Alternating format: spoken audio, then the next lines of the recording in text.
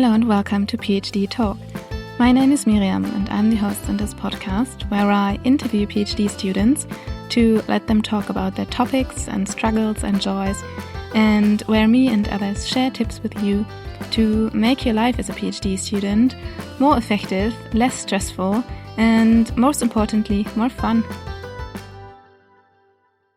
For today's episode, I interviewed Sarah Haas. Sarah is a researcher, a consultant, and a writer, and that is also what we talk about today. I have come to know her because I participated in one of her writing retreats, and I really enjoyed and really liked the writing retreat. It was really powerful for me because it changed my perception on writing, and it also changed my perception regarding myself as someone who writes. And that also had an impact on, my writing and my motivation towards writing. Because this course has such a positive impact on me, I invited Sarah to talk about writing today to us. And we talk about what does it take to be a writer, what is good writing. She shares some tips with you on how you can establish good and healthy writing habits. And then she also shares 3 tips with us on how you can motivate yourself when you really don't feel like writing today. Like, how can you keep going, although today you're really I can't write today. I hope you enjoy today's interview, and then let's talk science. Hi, Sarah. Hi, Miriam. Nice to see you today. It's nice to see you too. In beautiful Copenhagen.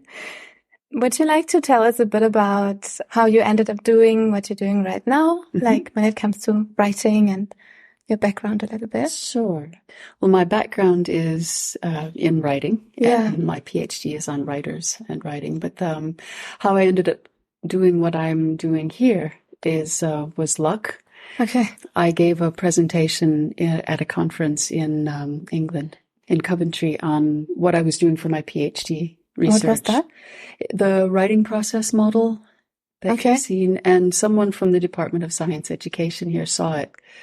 And we didn't talk or anything at the time, but she called me a few months later and said, would you like to help us design a course? Oh, I said, wow. sure. And then, so we worked and designed the course, and she said, well, would you like to teach it?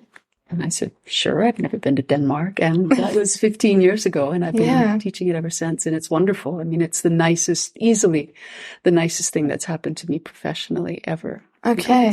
I'm one of those lucky people who gets to use what they studied in their PhD. Yeah, that's great. It is. Okay. And usually people, it resonates often. I mean, not everyone, it doesn't resonate with everyone, but often people find it useful. Yeah. So that's really, really nice. Okay. And where are you now? You're not based in... I'm based in Belgium. I work part-time at the University of Ghent, and I then do this consultancy and part-time for the University of Copenhagen, Department of Science Education. Yeah. Where we have the writer development course that you took. Yeah, okay. Good. So when we get into the topic, writing, what is it that fascinates you about writing? Oh, I've always liked it. I think what fascinated me to do research on writing is when I was in high school or in university, I always got good grades for writing, but I never knew why. Everyone said you're a good writer, but they couldn't explain to me what it was about it. And I didn't know. I mean, I got good grades in writing until I didn't. There was one time that I got a lower grade in writing, but I had been doing the same thing I was doing. And I didn't know, okay, so what's the difference between this and this? Yeah. And I simply didn't know, and no one could tell me. And so I got interested in thinking of what makes good writing. And then when I started teaching writing, in Japan, the students were asking me, well, okay, but how do I do this? And so I got interested in how writers write, what their process was. And that's what I ended up, and how writers support each other. And so that's what I ended up doing my research on. And I'm still kind of interested in all of that stuff. Okay. So personal experience in combination with curiosity, researcher curiosity. Okay. Maybe dig in. Yeah. So did you get an answer to your question? No. No. That's well, yes, kind of. I mean, I'm working on it. And it's funny that you asked that, because I remember when I finished my PhD work, I was sitting and talking to one of my supervisors, Carol, and I said, I know a lot more than I did when I started, but I still don't really have the answers. And she said, you might not get them. She said, this could be your life's work. And that was disappointing a little bit at the time, but then also sort of encouraging, because then you just keep going. Yeah. Find out a little bit more about this and that and the other thing. I feel quite lucky about that. Okay. Maybe you will get an answer at some point. Or maybe there's really just none. I mean, good writing could be anything. Well, that's the thing. There's no such thing as writing that everyone will think is good. Yeah, exactly. And good writing in this situation is not good writing in that situation. So maybe there isn't an answer. I guess for me, good writing I have a definition of good writing is writing that gets your message across in a way that isn't painful for the reader. Yeah. That's good enough writing, I guess. Yeah. Because then also grading at school, like, what is good writing, right? Yeah, indeed. Yeah. Yeah. Of course. So reasonably good writing is kind of what we can aim for, I think. Okay. So then if we don't really know what good writing is, then, or maybe we know a little bit. Yeah. I mean, engaging. I talk about engaging writing. If I can keep reading what you have written and I'm engaged, then that is engaging writing. And I think we can strive to engage people. I mean, I might read something and think it's great, and you might read it and think, meh. But if we both read it, without stopping in frustration halfway through, then I think it's more useful to talk about engagement than. Okay. Then good or bad. Then good or bad. Yeah. Because there's reader preference is a huge. Yeah, of course. Determining factor, I think, as well. I mean, it also depends on the situation sometimes. Certainly, yeah. Indeed. Like copywriting is very different from novel writing. Indeed. Yeah. So, and poetry is different from, writing stories or scientific writing and different genres. So what is it that makes a writer then? Oh, I like that question. What is a writer? I love that question. This is COVID gave me some time to dig into some data that I hadn't looked at for a while. So I was looking in people's writer's logs.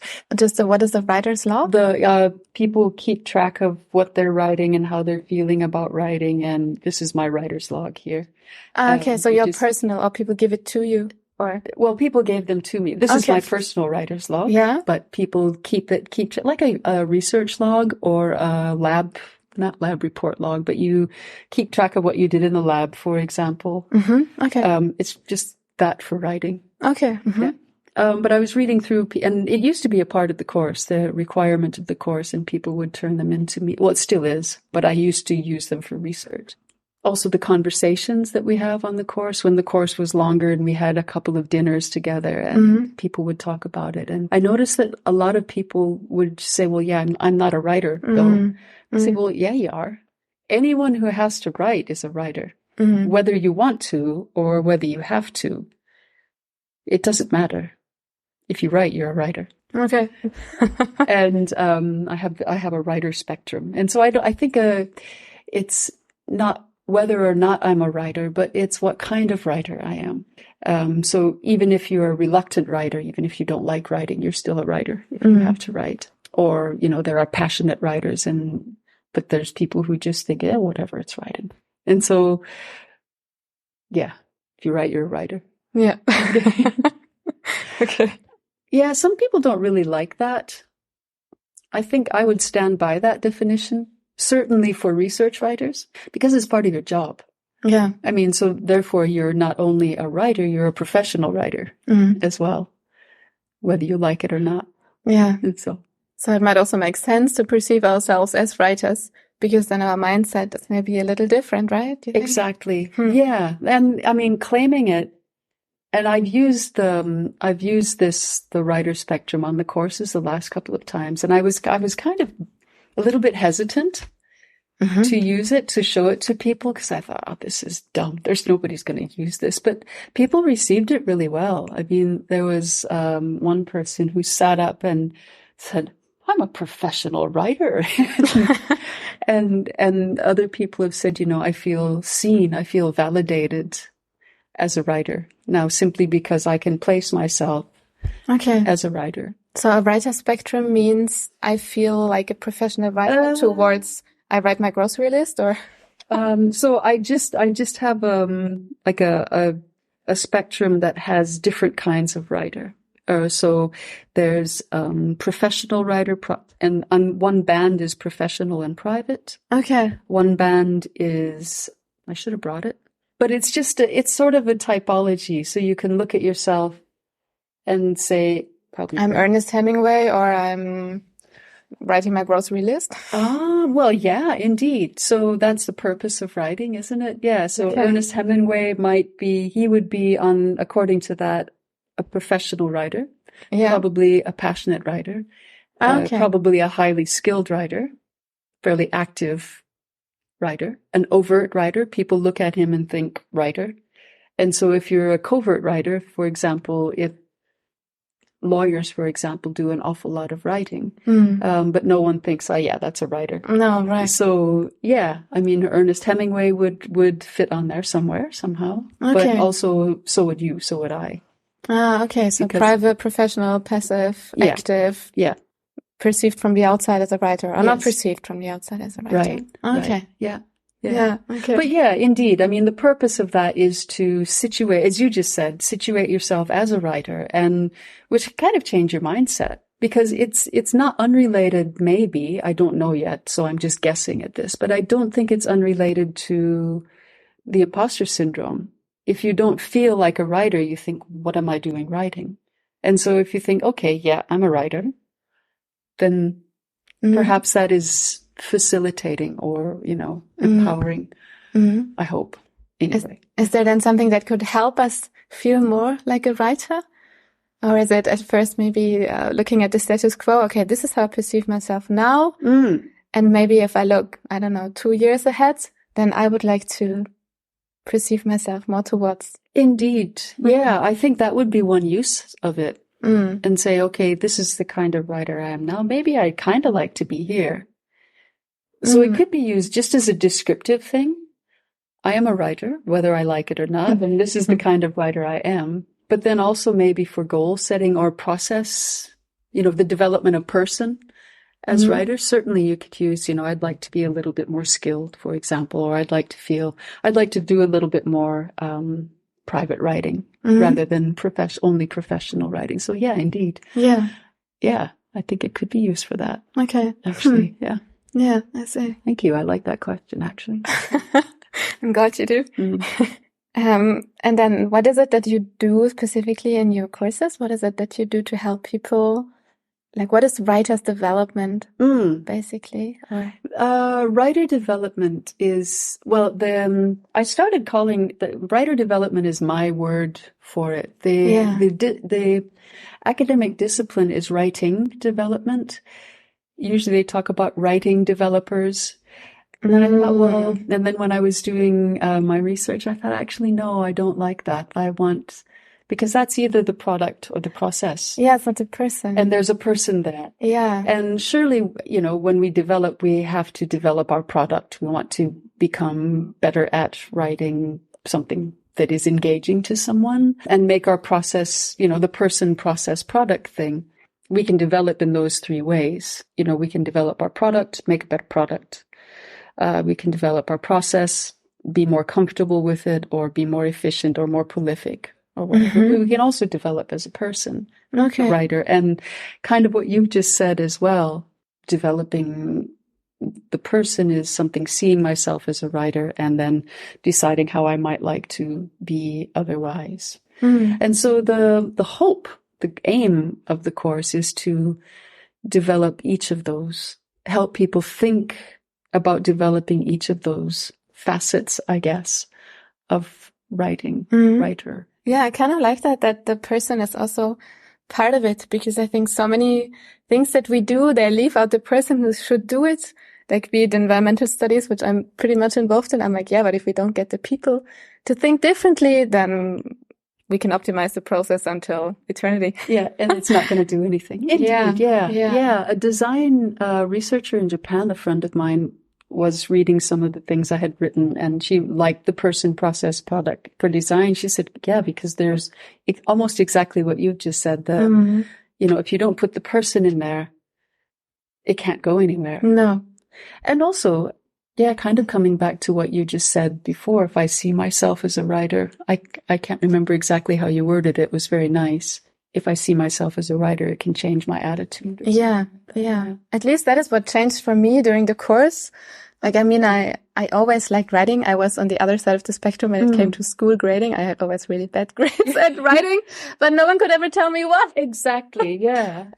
Or how to improve them concretely. Yeah. Not really. Yeah. I think I was using too many like strange descriptions or something, or I don't know, long sentences or whatever it was. I never really got to understand what it was. Yeah, but there's also writers who do lots of description and have all kinds of published books as well. So why is that bad, right? Yeah, I don't know. Anyway, yeah. Because it wasn't as straightforward as maybe as they wanted. As they wanted it, maybe. I don't really know. Maybe it was just really bad.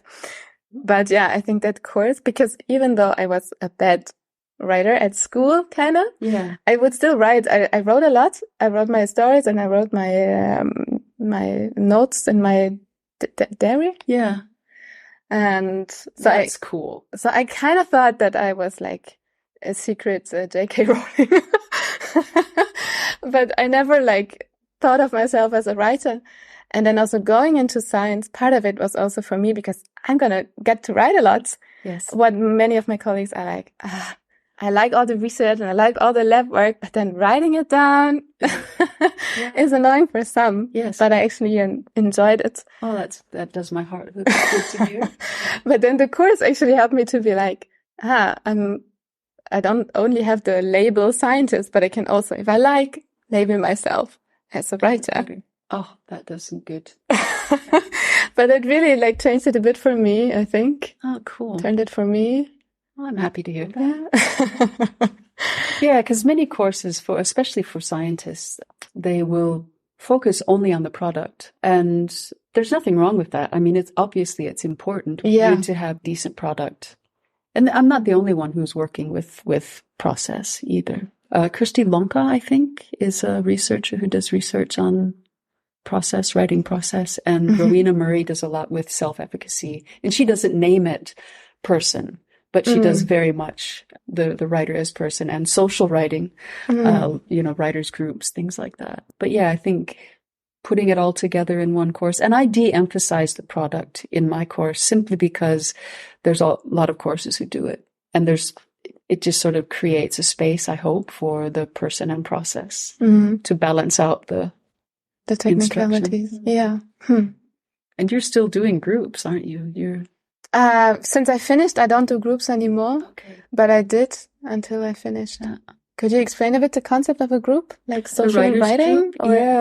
Writers groups. Yeah, there's been a lot of attention on them in the last, since the early 2000s. And again, Rowena Murray has done a lot of research on writers groups, and she has the social writing theory. And it's just that we have this idea in our heads that writing is a solitary thing and we have to be alone, and we're all alone somewhere in the woods. Yes, out in the woods or in the high castle and working on our own. But it's actually sitting together and writing is actually a very powerful thing. And that's what we do on the course as well, is we're all in a room together. And that some people call it social pressure, some people call it social control, the solidarity of everyone being there. There's a collective energy in the room that develops, which is really nice. Yeah. Sometimes at the beginning of the course, people will come in and say, I'm going to be sitting in this room with other people. It's like, no, I can't do that. I said, well, just give it a try. If you absolutely can't, then you can sit somewhere else. But, that's the sound of keyboards at first might drive people crazy. But then by the end of it, they're thinking, oh, that's actually really nice. Because when I felt like stopping, I looked around and saw other people working. And so I thought, okay, I can I can keep going until the end of this session. Whether it's 45 minutes, an hour, or half an hour. So yeah, the solidarity in writing together And I mean, a writer's group is just writers getting together to support each other. And that's as simple as it is. And that can take many different forms. Writing together, reading each other's things, talking to each other, and, sort of patting each other on the back. Or, kicking each other off the backside if you need it. Something like that. Yeah, true. Yeah. Yeah. Yeah, I think, at least for me, speaking from my experience, it didn't feel like pressure, at least not to me. It was more like positive. Support. Yeah, more supportive. Like seeing that other people were like thinking. I was like, I kind of like the energy of focus. Yes. I like that. I like the term, the energy of focus, because it is contagious, isn't it? Yeah. Or it can be. And that's what I love about the course is that, there's this energy in the room, and people are tired when they go home, but people have often remarked, I'm really tired, but not as tired as I thought I would be, and tired in a good way. And I like that. Yeah. Yeah. No, but I was just coming back to when people say pressure or social control, no one ever says it in a bad way. Oh, okay. But I quite like the support angle a little bit better. Yeah. Solidarity, I guess. I also felt like, at least for me, I feel this difference between feeling tired and feeling exhausted. Yeah. Like you're tired, but you're not exhausted. Like not drained in a bad way, kind of. Yeah. So it's like this childish tiredness, like playing all day or something. Yeah. Yeah. So tired. the brain got to do something, but in a good way, kind of. Yeah. That's what we aim for anyway. Yeah. Yeah, exactly. Yeah. It doesn't work for everyone. I mean, not everyone likes it, and that's okay. Of course. Yeah. Because, different writers need different things. Yeah. It also changed, like, during time, I think. Like, sometimes I'm happy when I'm in my own bubble and I'm just by myself. Yes, me with too. Nobody. Yeah. But sometimes it's like nice knowing that there's other. Yeah, exactly. Different times, different needs for different times. Yeah, sometimes I don't want anyone else around. No. Yeah. Mine. Yeah. My writing time. Yeah. But sometimes it's good to have that support. Do you have some tips for someone who would like to feel more like a writer, who would like to establish a writing group or something, or establish a culture in their groups or something? Establish what was the last thing? Like establish a writing group or something. I think I've done actually some work on how to get writers groups going, and some of it has to do with luck. Having the same kind of people around with the same needs or wants, preferences for a writer's group. I think just talk to people. I think the simplest way, the way to keep a writer's group going is to gather enough people who want to operate in the same way you do. So a writer's group can fizzle pretty quickly if I want to get together and write and you want to get together and give each other feedback. Okay. We're going to miss each other there. So if you have enough people who kind of want to do the same thing, it's going to be fairly easy. But if you have enough people who are interested in a group and they want different things, you can always just compromise. A very simple way is to just set up the rules of the group. We get together from 2 to 4 on Wednesdays and we just sit and we write. That's why the shut up and write groups work so well, is because it's all in the name. Yeah. There's no ambiguity there. People know exactly what's going to happen. Yeah. So set up some very basic ground rules, and then, people, if it appeals to people, they can come in. On the course that just finished, there was one participant who, she was quite a leader, but she would, book the room, order snacks. Wow. She got some money for it. Book the room, order snacks. Food seems to be quite important for these things. And then just, put out the email to everyone that we're going to be sitting together writing there. And she did this once a month.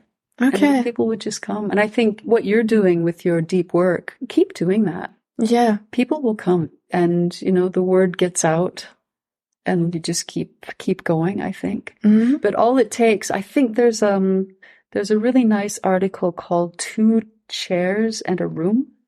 And this is about, I'll find the reference, but this is about a writing center. But I think it's about how do I start a writing center? But I think it's the same for a writer's group. I mean, all you need for a group is one other person.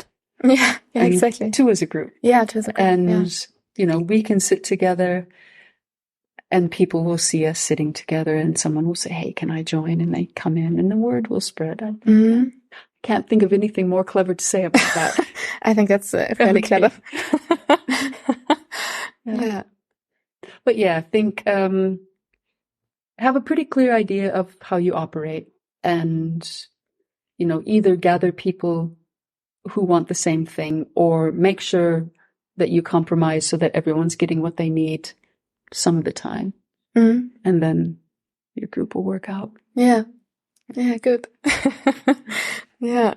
Maybe something if I really don't feel like writing or something, how do you trick yourself?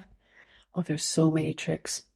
If you really don't feel like writing, there's lots of strategies that you can use, set the really small goal. I only have to write for 10 minutes and then I don't have to do any more. And then oftentimes, or some people will do time counts or word counts. I only have to write 10 words and then I can stop if I want to. And then often, it'll go beyond that.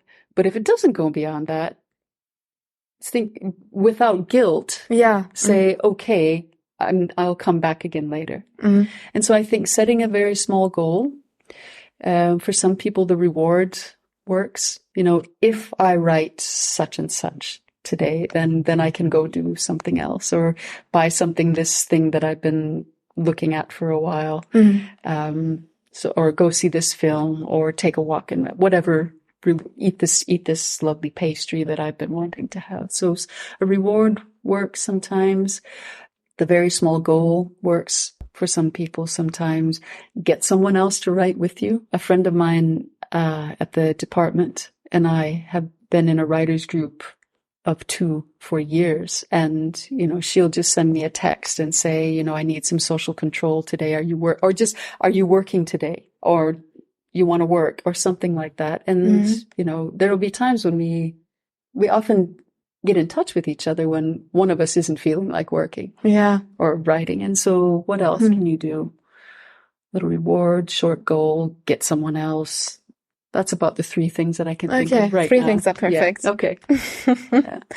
Okay. Yeah. I think that also got me to running. At the beginning, I was like, it's enough if I just put on my sneakers and I walk once around the block. Exactly. Well, that's just it. And if I want to do more, I can do more. And usually I did more. Yeah, exactly. But if I didn't, I was like, well, I did what I planned to do. Exactly. I did. I reached my goal. I can quit if I want to. Yeah. You asked before when we talked, you asked how to get to develop better writing habits. And what you've said is precisely how, start small.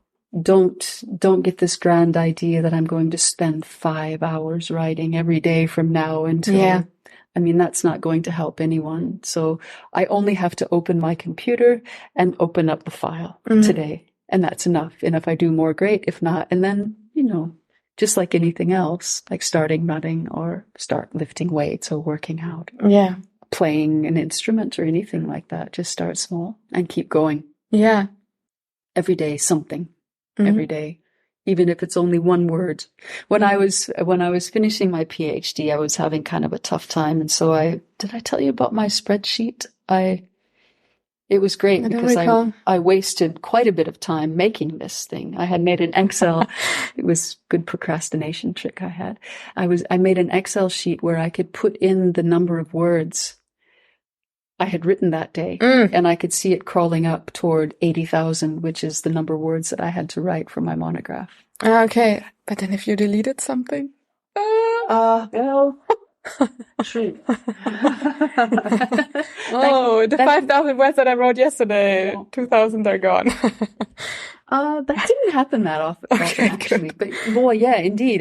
Toward the time it stopped working at some point, because I had too many words and I had to start deleting. But I worked out that if I wrote 100 words, I could see it crawl. Yeah. I could see what color came up next. And so there were days, I am sure, that the only reason that I opened my computer to write those 100 words is so I could see the next color. And then there were some days that I wrote 3,000 words that day, and there was a nice big chunk there. So So all of these little tricks, whatever works, and keeping in mind that what works well for a long time might not work at some point. No, and so you need to have a little bag of tricks to try the next thing, because it's pretty tempting to think, oh well, this thing that has worked for a long time doesn't work anymore, so I must be a bad writer. But you're not. It's just that, the trick that you were using isn't working today. So have another trick. Yeah. I think that also helps me sometimes. Like sometimes I feel like, okay, today I need to listen to the sound of rain. So I just get a Spotify rain list. Yeah. And somehow, some days I'm like, Mark also had this analogy, like the drops of the water are like falling on my paper, like the words kind of like that. Oh, like, isn't that yeah, that makes sense. Yeah. But then other days I would be so annoyed by listening to the sound of rain. I like, stop it. Yeah. So, I love the sound of rain for writing. Yeah. But it doesn't work for everyone. No. Yeah, I suggested that. I have an hour-long thundering rainstorm that I always use when I want to concentrate. And I gave it to one of the course participants. She said, yeah, no, there's no way I'm going to work this. So finding your own little tricks and having a little bag of tricks. How to keep going, I think. Okay. Cool. Yeah, great. All right. Well, thank you. Yeah, thank you so much for your time. This was fun. I love talking about writing. Welcome back. I so much enjoyed this conversation with Sarah. I think it was really great to reflect on writing and retreats, especially since I've been doing a lot of writing myself lately with my thesis. If you have any thoughts, questions, experiences you would like to share, then please let us know. We are always happy to receive comments and thoughts and anything else. And if you enjoyed this episode, found it useful, then please share it with a friend, colleague. And yes, thank you so much for listening today. I look forward to welcoming you here again for the next episode. Happy writing and all the best, Miriam.